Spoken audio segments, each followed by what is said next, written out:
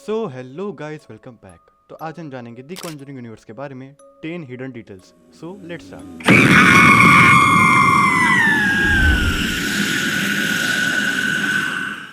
So back in Conjuring 1 बहुत लोगों ने डिटेल मिस कर दी है। जब एड और Lorraine Morris case file discuss कर रहे होते हैं, उस टाइम पर क्राउड में रियल लॉरेन वॉरेन भी बैठी होती है।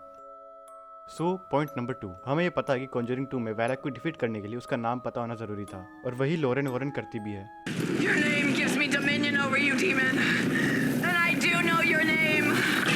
You are Balak, the defiler, the profane, the marquis of snakes. In the name of the Father, and of the Son, and of the Holy Spirit, I condemn you back to hell!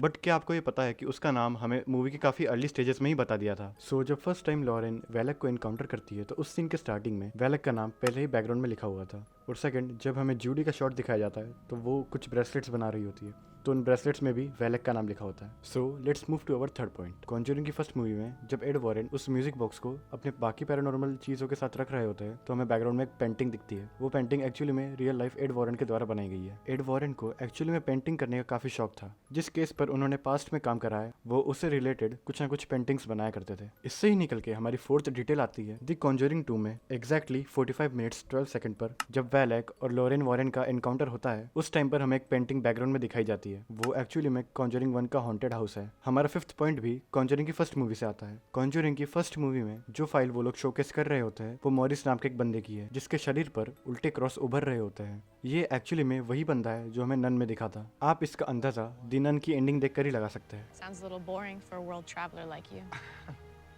Certainly hope so.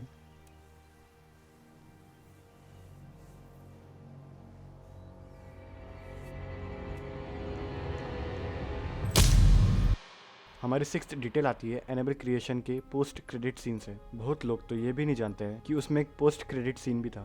Actually में उस scene में enable doll एक chair पर बैठी होती है और background में एक काफ़ी सटल सा म्यूजिक प्ले होता है। वो म्यूजिक एक्चुअली में कॉन्जरिंग 1 की म्यूजिक बॉक्स का म्यूजिक है।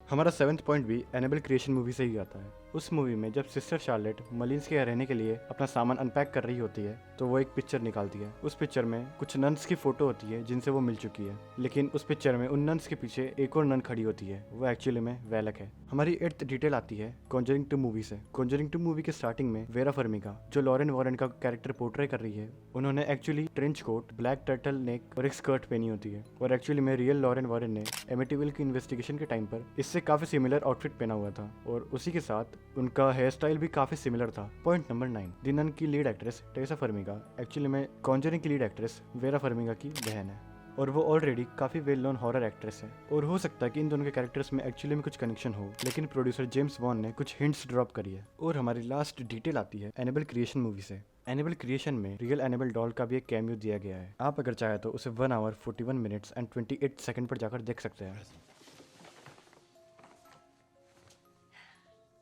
I hope you like dolls.